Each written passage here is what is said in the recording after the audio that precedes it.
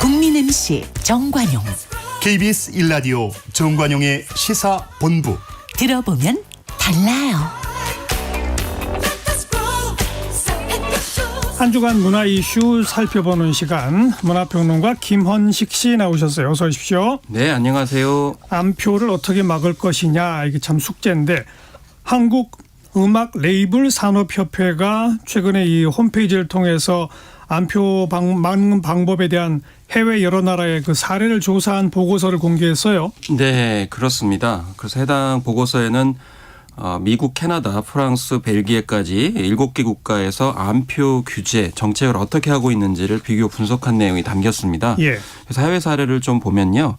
일본은 콘서트, 스포츠 경기 등 입장권을 판매 가격보다 비싸게 재판매하는 것을 불법 전매로 규정을 하고 있습니다. 이거는 온라인이나 QR코드 등 전자티켓도 모두 다 포함을 시키고 있었고요. 예. 또 중국은 티켓 재판매를 불법 행위로 단속하고 있다는 거고요. 또 대만은 액면가 또는 정가를 초과하는 금액으로 재판매할 경우에는 모두 암표로 간주하고 있었습니다. 재판매 성사 여부와 관계없이 시도를 해도 처벌할 수 있도록 규정하고 있고요. 미국은 요즘에 문제가 되고 있는 컴퓨터 프로그램을 이용해서 티켓을 구매하고 재판매하는 행위를 또 엄격히 금지하고 있습니다. 또 캐나다는 2차 판매를 허용을 하고 있습니다마는 입장가의 50%를 초과할 수 없도록 규정하고 있었고요. 또 프랑스는 티켓을 판매하거나 양도가 용이한 수단을 제공하는 행위 자체를 금지했는데 이 벨기에는 티켓 원가보다 높은 가격으로 재판매하는 것을 금지하고 그 원가 그대로 판매하도록 규정을 하고 있었습니다. 전부 다 이제 금지를 하면, 그러면 네. 걸리면 어떻게 처벌하죠? 네, 가까운 일본부터 보겠습니다. 일본 같은 경우는 1년 이하의 징역 또는 1,000만 원 이하의 벌금에 처합니다. 대만은 액면가나 정가의 10배에서 50배에 해당되는 벌금을 부과하고 있고요. 또 컴퓨터 조작 등 부당한 방법으로 티켓을 구매하다가 적발되면은 3년 이하의 징역이나 1억 2천만 원의 이하의 벌금을 부과를 하고 있습니다. 미국은 매크로를 이용해서 구매하거나 재판매할 경우는 최대 1,500달러 그리고 재범할 때는 5,000달러로 굉장히 많이 가중 부과되고요. 예. 캐나다는 5천만 원 정도의 벌금에다가 2년 미만의 징역, 프랑스는 2천만 원 벌금에다가 위반이 반복되게 되면은 2배로 4천만 원으로 벌금을 인상하게 됩니다. 벨기에는 한 8천만 원 정도의 벌금을 부과하게 되고요.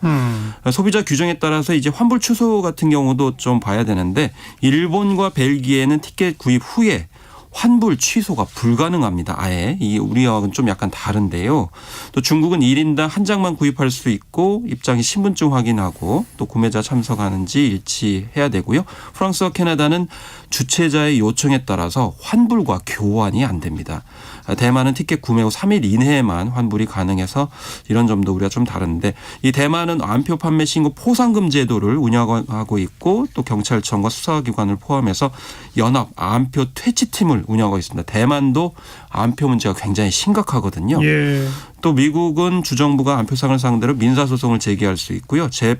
판매 자격을 얻은 사람만 재판매할 수 있습니다. 프랑스도 승인을 받은 공식 재판매업자만 입장권을 재판매할 수 있고요. 다만 캐나다는 2차 시장이라고 해서 입장권 재판매를 허용하지만 공연이 임박해서만 가능하고 그렇지 않은 경우에는 허용하지 않고 있습니다. 뭐 해외 사례를 다양하게 소개해 주셨는데, 우리나라는 지금 법이 어떻게 돼 있죠? 또 그 공연법이 3월 22일부터 개정돼서 시행된다면서요? 그 내용이 어떻게 됐습니까? 그렇습니다. 기존의 법 같은 경우에는 사실상 물리적인 공간에서 개인 대 개인이 암표를 파는 행위에만 이렇게 경범죄 처벌법으로 이제 처벌을 하고 있었습니다. 예. 이러다 보니까 이제 인터넷상에서 이루어지는 암표에 대해서는 규제를 거의 못 하고 있는 그런 상황이기 때문에 그동안 좀 법을 개정해야 된다라고 해서 정부 쪽에서도 이렇게 법 개정을 하게 됐습니다.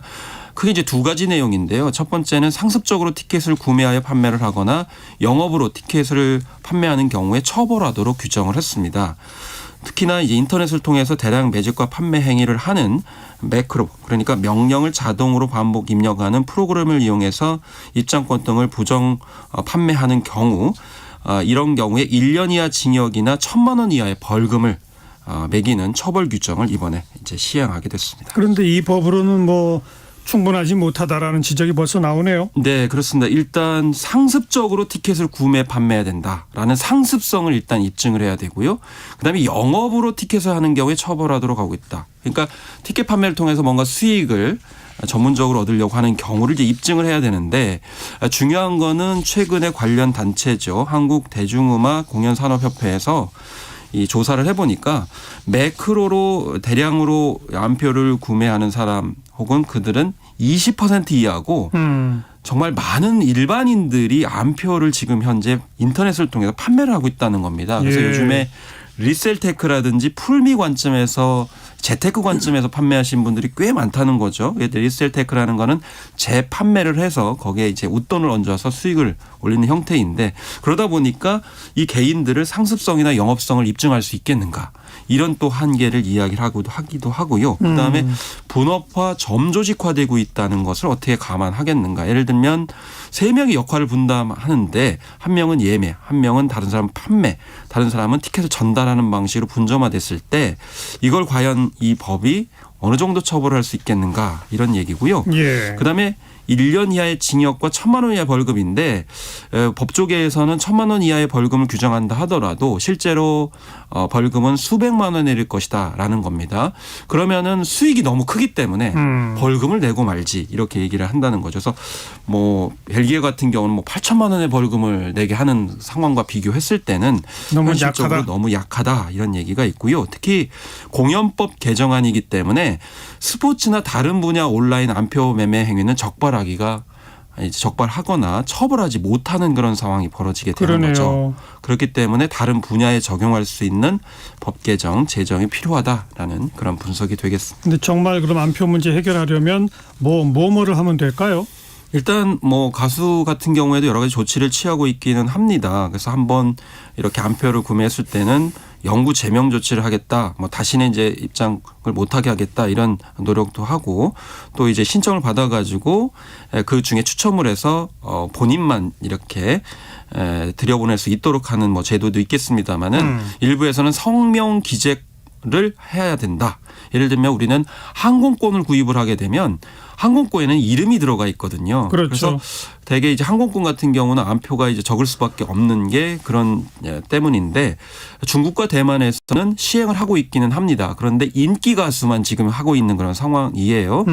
우리나라에서도 IUC가 10주년 콘서트 티켓 판매에서 실명제를 도입한 바가 있습니다. 그래서 이 실명제를 과연 어디까지 할 거냐라는 걸 생각해 봐야 될 것 같고, 최근에 가수 장범주 씨 사처럼 지난 시간에도 좀 말씀드렸습니다마는 블록체인 기술을 활용을 해가지고 티켓을 종이나 뭐 이런 형태로 발매하는 게 아니고 아예 앱에서 이제 예매를 하고 그것을 입장할 때 보여줄 수 있는 그런 형태도 얘기하고 있는데, 어쨌든 간에 암표를 바라보는 문화가 좀 바뀌어야 되겠죠. 그래서 우리가 공연이나 작품에 관심이 없는 상태에서 오로지 티켓에 웃돈을 얹어서 판매하는 것은 재테크가 아니고 법적으로나 도덕적 윤리적으로 문제가 있는 것이다. 왜냐하면 정말 봐야 될 분들이 못 보는 상황이 벌어지고, 그렇죠. 중간에 편취를 하게 된 상황이 벌어지니까 결국에는 전반적으로 이 공연 문화를 이제 훼손할 수 있다. 특히 요즘에는 해외에서 한류 팬들이 공연을 보러 많이 옵니다.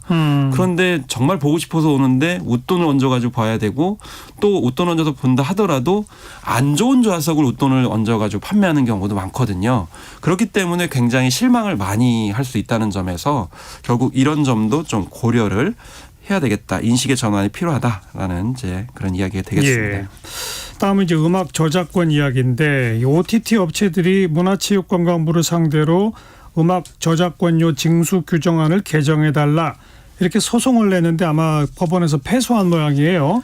네. 그 패소한 이후에 정부가 OTT 업계와 창작자가 함께 상생할 수 있는 환경을 위해서 논의의 장을 좀 마련해달라, 이렇게 요청했다고요. 이거 이제 설명을 드리면요. 우리가 라디오에서 이제 방송을 할 때 음악이 나오지 않습니까? 예. 그리고 노래방에서도 마찬가지로 이 노래를 틀 때마다 거기에 이제 음원 징수를 하게 되죠. 예, 비용을 내야 저작권료를 되는 내야 건데. 되죠. 예. 그런데 OTT 같은 경우에는 그동안 그런 게 없었습니다.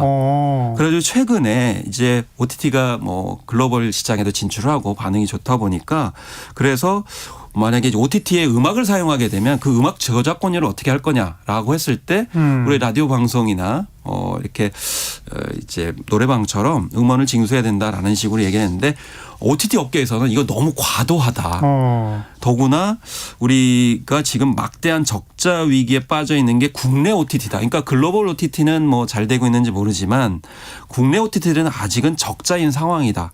그렇기 때문에 이 음악 저작권료가 이 상황에서 제대로 부과가 되면 굉장히 힘들다. 그래서 이제 음악 저작권료 징수 규정안을 다시 좀 개정해 달라 이렇게 얘기했는데 이게 취소 소송에 대해서 결국 원고 패소가 됐다고 보니 결과적으로 좀 정부가 나서 가지고 이걸 중간에 좀 조율을 해줬으면 좋겠다 이렇게 하는 거죠. 그래서 지금 이제 글로벌 온라인 동영상 플랫폼이 굉장히 화제고 영화에도 뭐 영향을 주고 뭐 드라마에도 영향을 주기는 합니다만은 국내에선 좀 지원책이 마련이 된다라고 이제 이런 의견 개진이 나오고 있는 그런 상황 속에서 음악 정수에 관련돼 가지고 좀 조율이 필요하다는 그런 이제 문제 제기가 되겠습니다. 다음 이제 게임의 그 연령 이용 등급 이런 거 정하는 게 그동안에는 게임물 관리위원회 정부 기구가 했었는데 그렇습니다. 이걸 민간에게 위임한다고요? 네, 그렇습니다. 그래서 정부가 게임물 등급 분류 권한을 민간에 이양하는 이제 그런 조치를 실제로 취하게 되는데요. 이 이유는 국제 표준에 맞추기 위해서라는 게 핵심입니다. 주요 국가 가운데 정부 산하기관이 게임 등급 분류를 담당하고 사전 심의를 받지 않은 게임물의 유통을 금지하고 있는 국가는 중국과 한국 외에는 없습니다. 그래요? 예, 독일, 호주 등도 공공기관이 등급 분류를 담당하지만은 심의받지 않은 게임을 유통한다고 형사처벌을 하지는 않는데 우리는 형사처벌을 이제 규정하고 있습니다. 미국은 오락 소프트웨어 등급위원회 그리고 일본은 컴퓨터 오락 등급 기구 또 범유럽 게임 정보 기구 이런 모든 기관들이 다 민간 기관이거든요. 그래서 우리나라에서 이렇게 정부에서 심의를 하는 것도 문제지만은 졸속 심의 때문에 이제 논란이 된 바가 있습니다. 예를 들면 2022년에 12세에서 15세 이용가로 서비스되던 게임 여러 이제 편을 성정적이라는 이유로 청소년 비용 불가로 상향 조정을 했는데 중요한 거는 기준을 밝혀달라고 했는데 기준을 발표하지 못해가지고 게이머들이 굉장히 반발을 했던 그러다가 나중에 15세 이용가로 다시 또 바꿔줬어요. 그러다 보니까 이게 기준이 뭐냐라고 했었습니다. 최근에 유인촌 장관은 부처에서 관여하는 것보다 관계자들이 자율적으로 등급 심의도 하고 규제도 스스로 정하는 게 좋다고 생각한다라고 최근에 밝힌 바가 있습니다. 그래서 이제 민간 기구가 게임 콘텐츠 등급 분류 위원회 이런 기구가 이제 사전 심의한다는 거 아닙니까? 네, 그렇습니다. 그런데 뭐 게이머들의 염원인 전문성이나 자율성을 담보할 수 있을지 이건 아직 모른다는 목소리가 있네요. 예, 그래서 게이머들의 입장은 여전히 이제 그런 입장이고요. 그래서 이 사행성 게임을 심의할 권한은 여전히 게임위가 갖고 또 심의된 게임에 대해서 사후 관리도 그대로 이제 하는 만큼 파급 효과가 크지는 않을 것이다. 이렇게 해서 사행성 게임에 관련돼서는 지금 여러 가지 아직도 논란이 될 수가 있습니다. 예를 들면은 요즘에는 이제 유행 트렌드가 자기가 직접 참여를 하게 되면은 뭔가 포인트를 적립해 주는 방식으로 많이 하시잖아요. 네, 그렇죠. 근데 게임도 그런 게 있습니다. 근데 해외 게임들 같은 경우는 그렇게 포인트 적립을 해주는 것들이 많이 일반화돼서 게임 산업이 굉장히 활성화시키는 측면이 있는데 우리나라에서는 그걸 사행성으로 보고 있거든요. 그래서 그런 부분들은 이제 정부에서는 아직까지도 이제 포기하지 못하겠다라는 건데 이런 부분이 이제 게이머들, 게임 산업과 정부에서 여전한 그런 논쟁점이다라고 보시면 되겠습니다. 네.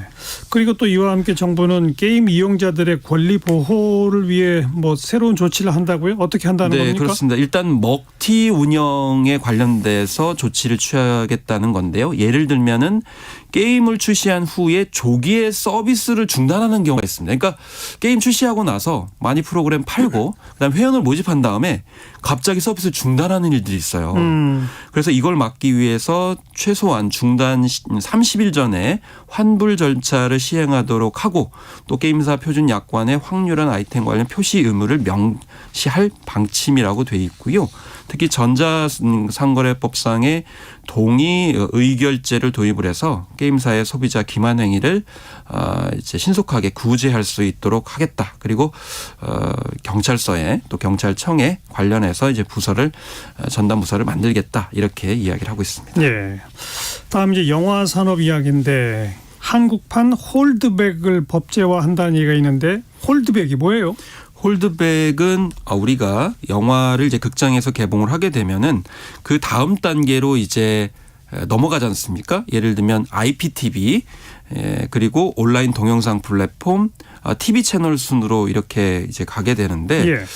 그래서 이제 이 극장에서 안방 극장까지 가는 그 기간, 그 기간이 코로나19를 거치면서 완전히 지금 유명무실해졌습니다. 예. 심지어 바로 나오는 경우가 있지 않습니까? 예. 그래서 이렇게 IPTV 온라인 동영상 플랫폼 그다음에 안방극장으로 가는 과정에서 이 영화 제작사들은 수익을 얻기 때문에 결과적으로 극장에서 반응이 안 좋다 하더라도 이 단계로 넘어가는 기간이 길수록 수익을 보존할 수가 있는 거죠. 네. 그런데 이게 법제화가 돼 있지 않아요. 그냥 그전에는 암암리에 IPTV와 온라인 동영상 플랫폼 TV 순으로 이제 한 3, 4개월 정도 이렇게 지나면서 수익을 보존해 주게 했는데 예. 지금 온라인 동영상 플랫폼이 너무 그 영향력을 많이 갖다 보니까 바로 넘어가는 일이 벌어진 거예요. 뭐 아예 OTT에서 개봉하는 것도 많잖아요. 네, 그렇습니다.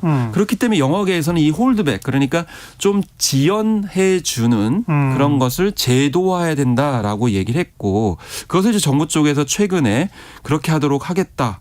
라고 이제 밝힌 바가 있거든요. 예. 이런 부분들이 또 일각에서는 이 대다수의 이해 관계자들한테 편익이 있는 게 아니고 과도하게 이렇게 뭐 일부만 대변하는 거 아니냐 이런 지적들도 나오고 있는 것이죠. 그런데 이 한국판 홀드백을 법제화해봤자 그 단통법이라고 하는 게 효과가 없어서 이제 다시 없애버리기로 하지 않았습니까? 이것처럼 될지도 모른다라고 하는 얘기는 뭐예요? 네, 일단은 사실은 그 소비자 입장에서 봤을 때는 보고 싶은 영화를 빨리 볼 수 있도록 하는 게 중요한 게 아니냐.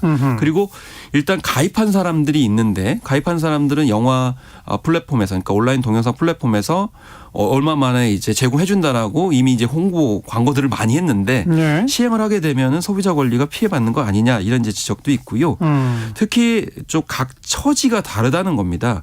영화관에서 많은 관객 홍보를 담보하기 어려운 신진 창작자의 경우에는 오히려 영화 개봉 채널이 줄어들면서 제작에 참여할 기회가 더 줄어들 수도 있다 이런 얘기를 또 하고 있기 때문에 예. 그래서 이 주목받지 못한 영화 같은 경우 빨리 온라인 동영상 플랫폼으로 넘어가서 세계적으로 좀 이제 알리게 되면서 수익을 다변할 수 있는 그런 기회들이 좀 줄어드는 거 아니냐. 그렇기 때문에 각자 입장이 좀 다르기 때문에 그 입장에 맞게 홀드백 제도가 적용이 좀 돼야 된다라는 것이 또 최근 일각에서 나오고 있는 이제 지적이라고 볼 수가 있겠습니다. 예.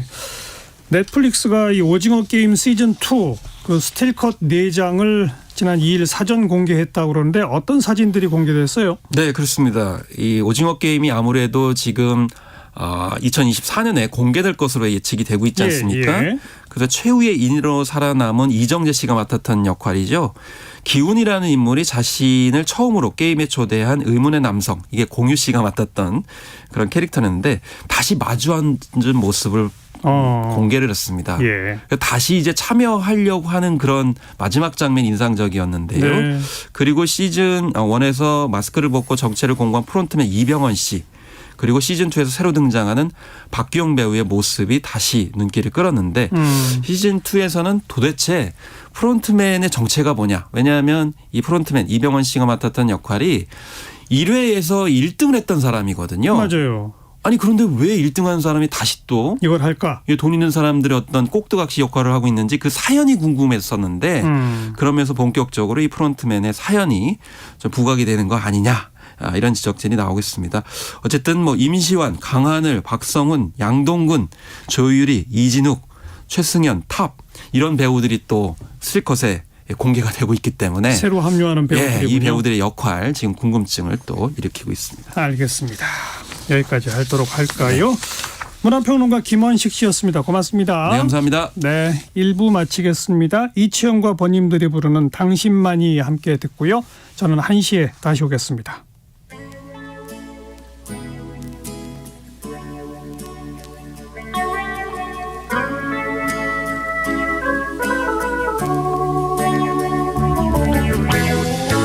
눈부신 햇살이 비춰주어도 제게 무슨 소용 있겠어요.